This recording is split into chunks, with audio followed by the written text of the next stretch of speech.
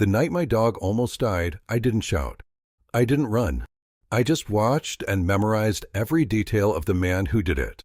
Max had been with me longer than my son-in-law Jack. 14 years. He'd been there for my best days and my worst, waiting by the door when I came home from work, sleeping at my feet when I couldn't sleep after my father passed. Loyal in a way people rarely are. That night, after dinner, the house felt calm. My wife, Laura, had gone upstairs to help our son with homework. Emily was rinsing plates in the kitchen sink. Jack stood off to the side, pretending to scroll his phone. I was in the living room. Max stretched out beside me.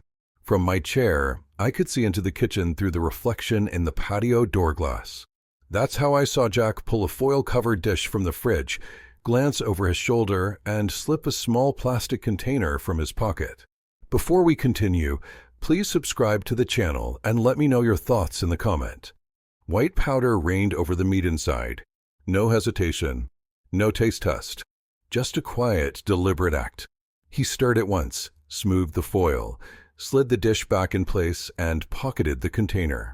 He thought no one had seen him. Minutes later, Emily took from that very dish to fill Max's bowl. Max wagged his tail and dug in like he always did. I said nothing. The evidence wasn't ready. By midnight, he could barely stand. His breathing was shallow, his eyes glassy. Laura's voice shook as she called out to me. Emily was crying. Jack stood back, hands in his pockets, pretending to fumble with his phone. I scooped Max into my arms and drove to the emergency vet. 14 years of loyalty felt weightless and fragile in my hands. Under the harsh lights, the vet worked fast fluids, charcoal, blood tests. When he returned, his expression was hard. "This wasn't accidental," he said. "Toxicology shows antifreeze. Lethal dose." Laura gasped. Emily clung to her. And Jack, the man who had fed poison to my best friend, just stared at the floor like he was waiting for this inconvenience to be over. Right there, in that moment, my grief froze into something cold and sharp. I wasn't going to yell. I wasn't going to accuse. I was going to dismantle him piece by piece until there was nothing left for him to stand on. Jack had tried to kill my dog. I was going to destroy his life. I didn't sleep that night. Max lay on a blanket beside my bed, and 4-line taped to his leg, his breathing slow but steady. The vet had sent us home with instructions, medication, and a warning. Any delay and Max would have been gone. Every few minutes, I reached down to feel his side rise and fall. Each breath was a reminder, not just that he was alive, but that someone in my own family had tried to take him from me. Most people think rage is loud. Mine wasn't. It was the quiet kind, the kind that doesn't burn itself out in shouting or fists. This was the kind that sharpens into a blade and waits. Jack thought he'd been clever. No cameras in the kitchen. No one paying attention. A poisoned dish disguised as leftovers. He'd been wrong on all counts. The first move was simple, evidence. I retrieved the dish from the fridge, careful not to disturb the foil. Inside, the meat still carried a faint chemical odor now that I was looking for it. I sealed it in a freezer bag, dated it, and put it in the garage freezer. Then I pulled the small security camera from the den. I'd installed it years ago to keep an eye on Max when we were out, but the lens also caught the edge of the kitchen counter in its frame. At 2 a.m, I sat at my desk and scrubbed through the footage. There he was clear as day, sprinkling white powder into the dish, glancing over his shoulder and tucking the container into his pocket. I paused the frame, printed it, and set it beside the vet's toxicology report. 2 pieces of the puzzle. Enough to ruin him? Not yet, but the foundation was solid. The second move, allies. I emailed the still frame and report to Officer Reed at the local precinct. We'd coached Little League together when our kids were younger. My message was short, need this documented. Suspected deliberate poisoning. Dog survived. Evidence attached. Then I sent the same to an old acquaintance at the state's largest animal protection nonprofit. She didn't just work cases, she made noise. Social media campaigns. Press releases. The kind of attention that sticks like tar. By sunrise, my phone was buzzing with replies. The officer confirmed receipt. The nonprofit rep's message was sharper. This is going to get attention. People will be furious. Good. I wanted furious. As the house woke up, I played my role. Said nothing to Laura or Emily. Fed Max's meds. Nodded at Jack when he came downstairs, wearing that same bored expression, like the world was a background for his performance. He thought he'd gotten away with it. He didn't know I'd already set the first domino in place. And when they fell, they wouldn't just knock him down. They'd bury him. Revenge doesn't start with action. It starts with knowing exactly where to cut. That morning, after Max's slow walk to the yard and his measured return to the blanket in my study, I sat at my desk and opened the old leather notebook I'd once used for business planning. This time, the project was Jack. The cover page read only one word: leverage. I began with the obvious, the poisoning itself. I had 3 assets: the dish, the security camera still, and the toxicology report. On their own, they were strong, but the best damage isn't done by one blow. It's done by a series of them, each landing before the other heals.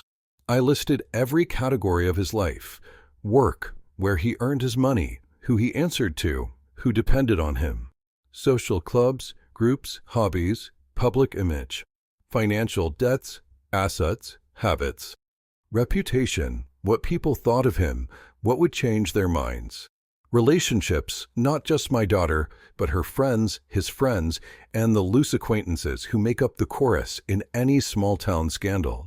Jack liked to present himself as untouchable, the guy with the easy smile, quick handshake, and an opinion on everything.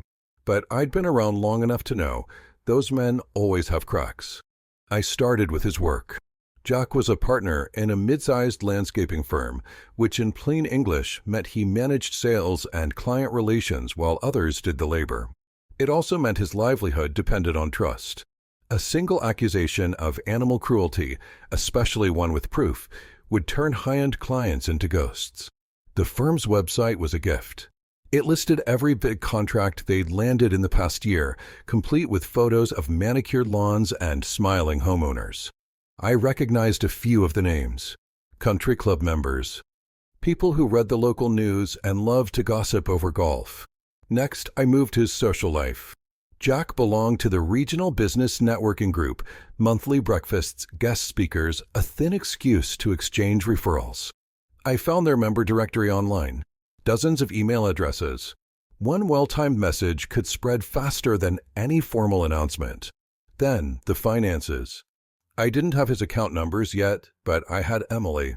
Over the years, she'd mentioned in passing the car loan, the credit cards, the home equity line. Each one was a chain around his ankle, and I knew the weight could be increased with the right tug. Reputation was trickier. Jack wasn't universally loved, but he'd worked hard to keep his flaws private. The poisoning would change that, but I needed corroboration. If this was the first time he'd tried something like this, I'd be shocked. People don't start with poison, they graduate to it. I called an old friend, Pete, who worked animal control. He owed me for helping his son get a summer job years back. I kept it casual. Ever heard the name Jack Reynolds? Lives on Alder Street. There was a pause, then a low whistle. Yeah, we've had calls. Noise complaints. Neighbors swore he was baiting raccoons with tainted meat last summer. Never proved it, but he's not on our Christmas card list. I thanked him and hung up, the note already written in my book. Pattern of behavior, check. The last category, relationships, would require patience. Jack's ego was his softest spot, and men like him always underestimated the quiet observer in the room. I started collecting his throwaway comments, his careless bragging, his little digs at Emily when he thought no one was listening. Each one was a thread I could pull later. By noon, my notebook had 10 pages of notes. It wasn't just a list of what I knew, it was a map of every direction I could attack from. Jack didn't realize it yet, but he was surrounded. I closed the notebook, poured myself a coffee, and stood at the window. Across the yard, Jack was loading his truck for work, whistling like the world had no claws. Let him whistle. The silence before the storm is always the sweetest. A first strike shouldn't feel like a strike at all. It should feel like a whisper that grows teeth only after it's too late to stop it. 2 mornings later, I made my move. The sun had just started warming the frost on the lawn when I pulled Max's sealed food bag from the freezer, along with a printed still from the security footage and the toxicology report from the vet. I laid them neatly on my desk, snapped a photo, and attached it to an email with the subject line, "Possible ongoing animal cruelty. Evidence attached." The first copy went to Officer Reed at the precinct. The second went to my contact at the state's animal protection organization. In the body of the email, I didn't rant or accuse, I stated facts, listed times and dates, and offered to hand over physical evidence for lab confirmation. Within an hour, both replied. Reed said they were opening a formal case file. The nonprofit's rep simply wrote, "We'll handle the public side." That was enough. I knew exactly what she meant: targeted press releases, social media posts, and outreach to every sympathetic ear within 100 miles. Then I made a third delivery, one I hadn't mentioned to anyone. I dropped an anonymous package into the newsroom drop box at the Riverside Gazette. Inside, a USB with the full video clip, the toxicology report, and a brief summary. Family pet poisoned. Suspect identified. Law enforcement notified. Animal recovering. Local business affiliation noted. No names beyond Jack Reynolds, but enough breadcrumbs for any competent reporter to follow. The beauty of the first strike is that it works while you sit still. By the time I poured my second cup of coffee, the process had already started. An animal protection case number had been assigned. Someone in the newsroom had opened my package. Meanwhile, I acted as if nothing had changed. I sat at the table with Laura, discussed weekend plans, nodded politely when Jack came down in his pressed polo and work boots. His good morning dripped with casual arrogance, the kind only someone convinced of their invincibility can muster. By late afternoon, the first ripples appeared. My phone buzzed with a short text from my nonprofit contact, "Story in progress." Local bloggers on it. That night, as Laura watched TV, I stepped into my study and opened my laptop.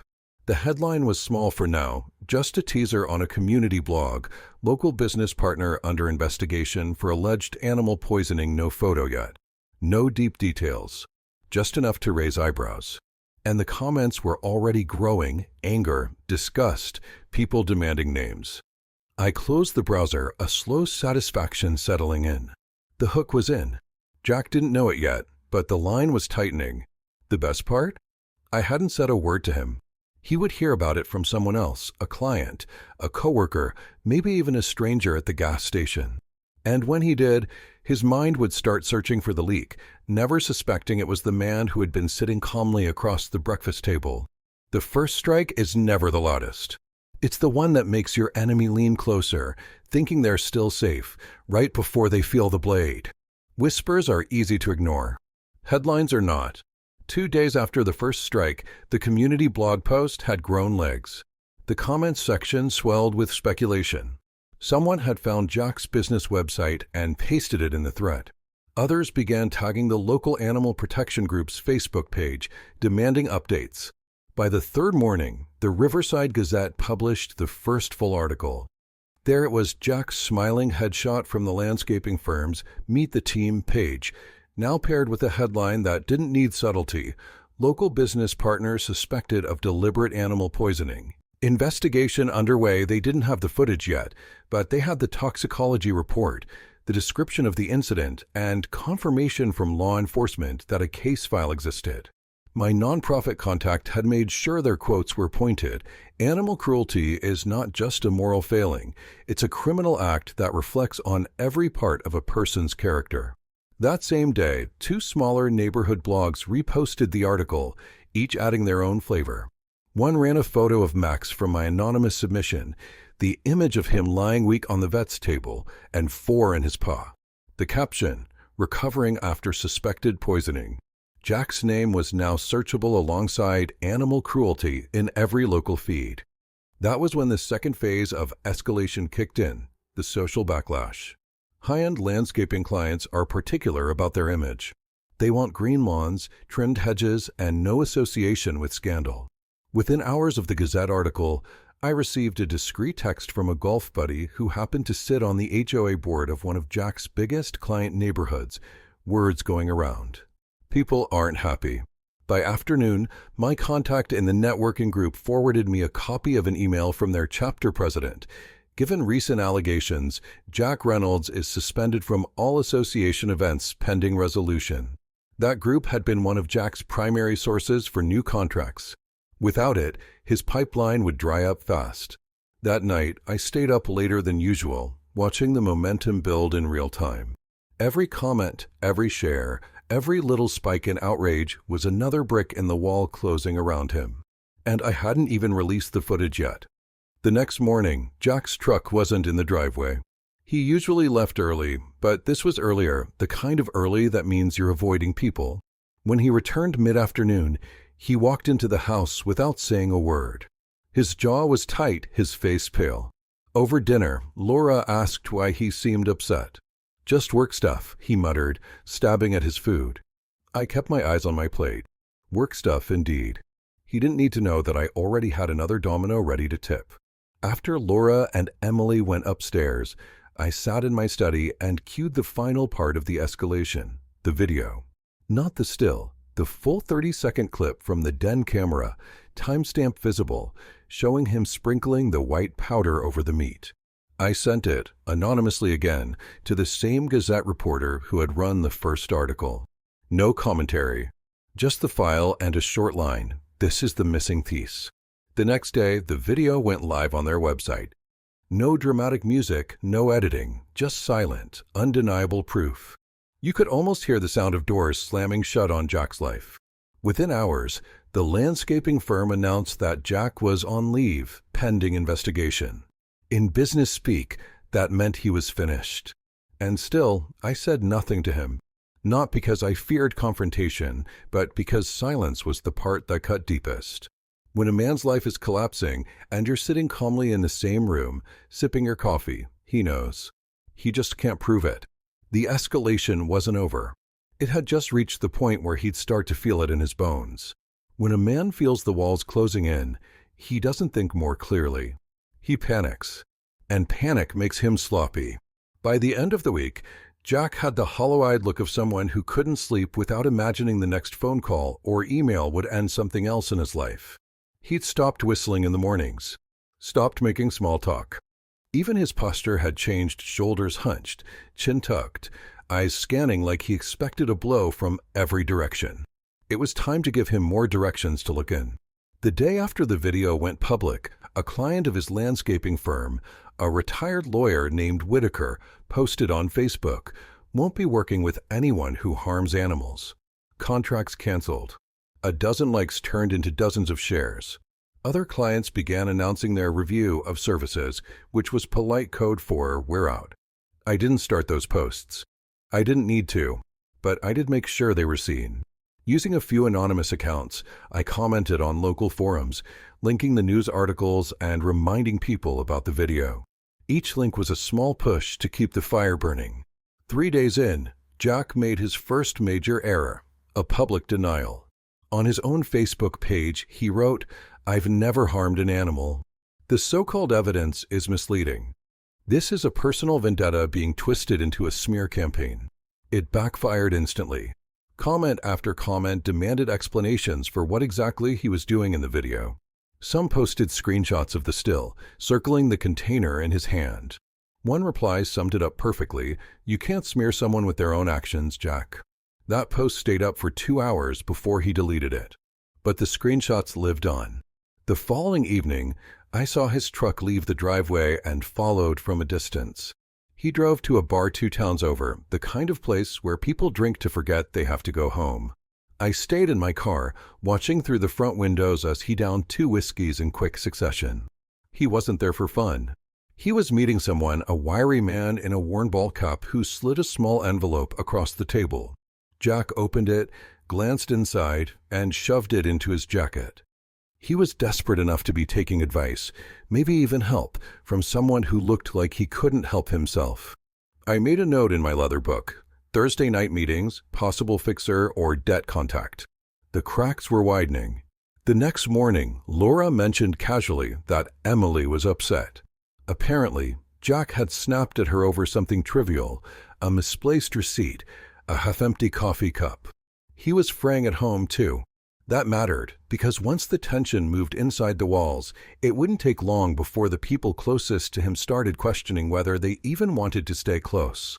Later that day, I made another quiet move. I sent an anonymous tip to the country club's board, the one Jack loved bragging about, linking the news story and video, and noting that several members were already distancing themselves from him. Clubs like that guard their image with a kind of paranoia most people reserve for guarding their lives. 2 days later, the official email went out, membership suspended pending review. In practice, that meant the same thing it had at the business networking group, exile. Jack didn't come down for dinner that night. Laura said he had a headache. I knew better. It wasn't his head that hurt. It was the realization that he was no longer welcome in the places that made him feel important. He was faltering. And when a man falters, he looks for someone to lean on. I was counting on it. When you corner an animal, you don't rush in swinging. You block every escape route until there's nowhere left to go. Jack wasn't at the corner yet, but I could see it on the horizon. By now, his business partners were holding private meetings without him. 2 of their trucks had been stripped of the company logo, a quiet but unmistakable move to protect the brand. In polite business language, that's a public divorce in slow motion. I decided it was time to accelerate the pace. That Monday, I called a contact at the city licensing department. I didn't need to make accusations. I just asked whether Jack's firm's paperwork was up to date, mentioning that they were under a bit of scrutiny right now and that public confidence might be shaken if certain safety protocols weren't airtight. Government workers know the scent of a compliance check request, even when you don't say the words. By Thursday, the department had scheduled an inspection for all active job sites under his company's name. It wasn't personal to them, but it was going to feel personal to Jack. Meanwhile, I kept feeding oxygen to the fire. I sent the video and the article to a few pet owner Facebook groups in neighboring towns. These weren't small pages. They were the kind where people remember a name and a face. Within hours, threads popped up with hundreds of comments. A woman I'd never met wrote, "If he can do that to a dog, what else is he capable of?" That kind of fear sticks harder than anger. I also reached into his financial world. I'd quietly asked Emily weeks earlier whether they were still paying on the home equity line. She'd shrugged, said Jack handled it. That told me everything. She didn't know the numbers, which meant she didn't know how bad it would get when I tipped off the bank about his pending legal situation. Banks hate uncertainty, especially banks with collateral tied up in real estate. By Friday afternoon, I knew the call had been made because Jack's truck pulled up in the driveway like it was running from something. He slammed the door, stomped inside, and I heard him pacing the kitchen, drawers opening and shutting.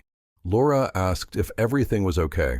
He muttered something about idiots at the bank and left again 20 minutes later, this time peeling out like a teenager. That same night, my phone buzzed with a text from my contact at the Animal Protection Group. Charges recommended to DA. Public statement coming Monday. That was the nail, but I wasn't going to drive it in myself. I wanted him to feel it tightening, one thread at a time. So I added a twist, a small package, delivered anonymously to the president of his business networking group. Inside was nothing but the still photo from the video and a short line. "Would you want this representing your members?" The next morning, the group's online member directory no longer listed his name. Socially, financially, professionally, every rung he'd once used to climb was now snapping beneath him. He was still standing, but the floor was about to give way. And then I saw it, the first sign he knew where the storm was coming from. It was Saturday evening. I was in the front yard trimming hedges when he pulled into the driveway. He got out slowly, shut the door, and just stared at me for a long moment. No words, no greeting, just that flat, measuring look of a man trying to decide if you're the one holding the knife. I smiled, not warm, not mocking, just polite, and went back to my hedge clippers. I didn't need to confirm anything. Let him wonder. Let him lie awake, turning over every word he'd said to me since the night Max collapsed. By now, the circle around him was tight enough to feel. Soon, it would be so tight he'd have to step toward me, because I'd be the only one left he could talk to. And when he did, I'd decide whether I let him speak. When a man has burned every bridge, He eventually looks back at the first one he ever crossed. For Jack, that bridge was me. It started with small signals. The morning after the licensing inspection hit his work sites, he lingered in the kitchen when I came in for coffee. Didn't say much, just a stiff morning that tried to sound casual but came out dry. His eyes kept flicking toward me like he was testing the water. That night, I heard him and Emily arguing upstairs. It wasn't about the poisoning, she still didn't know the full story, but about money we don't have and contracts disappearing. Her voice cracked, his rose, and then the bedroom door slammed. The next day, he came home earlier than usual. His truck was bare, the company logo magnets had been stripped clean from the doors. He walked in with the cautious steps of someone carrying bad news in his pocket. He didn't even make it past the kitchen before he spoke. "Can we talk?" I didn't look up from my paper. "About what?" He cleared his throat. "Things have been tough lately. There's a lot of, stuff going around." And I think he stopped, shifted his weight. "I think maybe you and I got off on the wrong foot." That almost made me laugh. 14 years of my dog's loyalty nearly ended on his watch, and now it was just a matter of wrong foot. "What is it you want, Jack?" I asked, finally meeting his eyes. His jaw tightened before he said it. "Help. I need help." I let the silence stretch until he filled it. "Couple of loans are getting called in early. Business is on hold he hesitated, while things get cleared up. If I could just get, say, 10 grand, I could keep things afloat. Just for now." I sipped my coffee. 10 grand wouldn't fix this, Jack. Not even close. His face twitched frustration, maybe shame, maybe both. "Look, I know we've had our differences. But this is bigger than me. It's affecting Emily too. And if you care about her," I set the mug down. "Care about her?" "I care enough not to fund the man who poisoned my dog." His mouth opened, then shut. The color drained from his face. "You can't prove I didn't let him finish." "I don't need to prove it to myself. And the rest of the world seems convinced enough without my help." For a moment, he looked like he might lunge forward. Then his shoulders slumped. "So that's it?" "That's it." He left without another word, but the next day he tried again, cornering me in the driveway, following me to the mailbox. The number changed each time. First 10,000, then 5, then just enough to cover the mortgage for a month. Every time, the answer was the same. By the end of the week, his tone had shifted from bargaining to pleading. I overheard him on the phone with someone, maybe a creditor, maybe a partner, his voice hoarse from explaining why the money wasn't coming. That Sunday evening, I found a folded note slid under my study door. No greeting, no signature, just a single sentence in his sharp, angry handwriting. "This isn't over." He was right. It wasn't. Because desperation wasn't the end stage. It was just the doorway to the part where I decide exactly how the story finishes. It happened in the place I least expected, a grocery store parking lot, Sunday morning. I had just loaded a bag of dog food into the truck when I heard my name.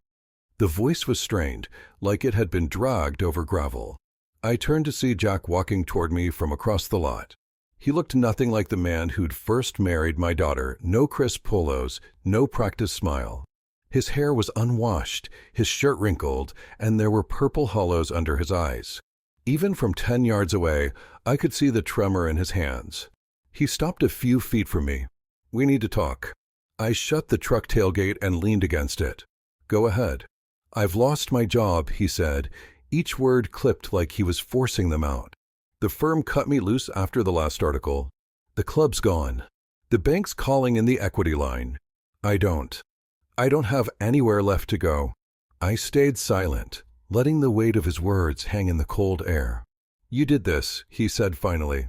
"You and your campaign." I tilted my head.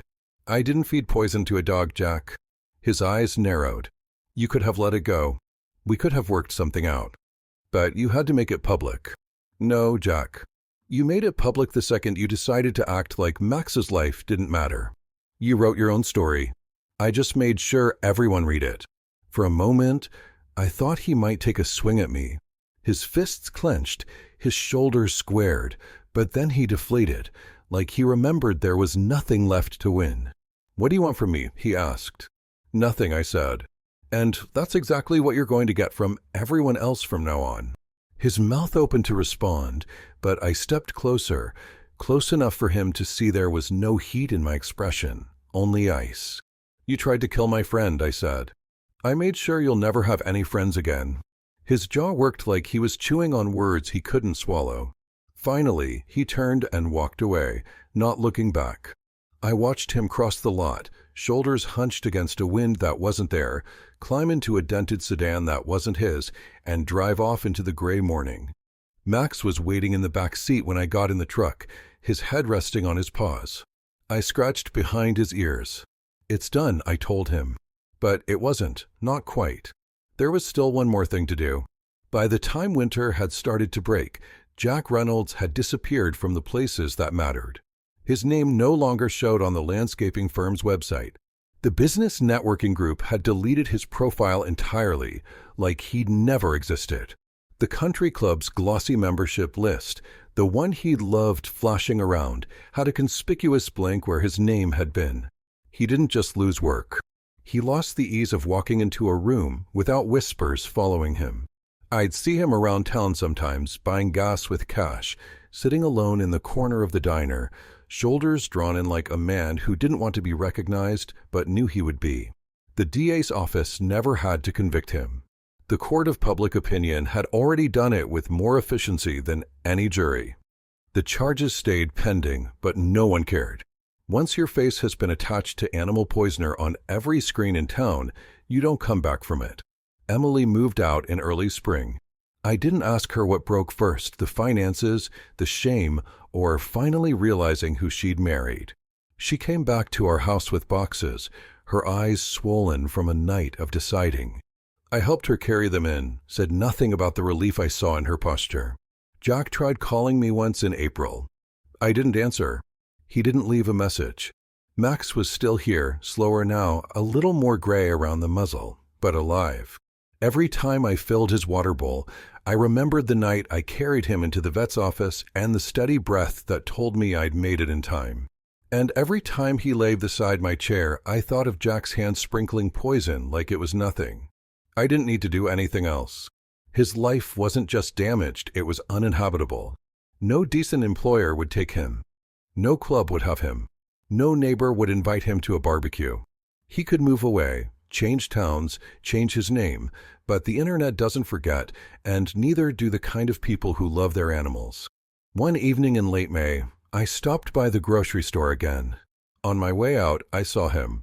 Same hollow eyes, same slump in his shoulders, standing by a faded sedan that looked one bad week from the junkyard. He caught sight of me, but instead of anger, there was something worse, recognition. Not of who I was, but of what I'd done. I walked past him without a word. Some things don't need repeating.